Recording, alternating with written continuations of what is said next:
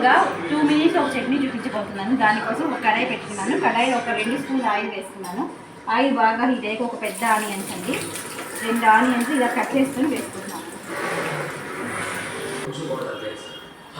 ఇదిగోండి మీ కారానికి తగ్గట్టుగా ఒక 3 ఎండుమిరపకాయలు వేసుకుంటున్నాను. ఒక 2 తెల్లబాయలు తొక్కు తీసి వేసుకున్నాను. చిన్న అల్లం ముక్కండి ఇలా వేసుకుంటాను. అన్ని సిమ్లో పెట్టుకొని బాగా ఫ్రై చేసుకోండి. చూడండి బాగా ఫ్రై అయిపోయింది. ఫైనల్లీ కొద్దిగా చింతపండు వేసుకోండి, బాగుంటుంది టేస్ట్. మీకు ఇష్టమైతేనే వేసుకోండి. బాగా ఫ్రై అయిపోయి ఇప్పుడు స్టవ్ ఆఫ్ చేసి దీన్ని చల్లారిపోయింది.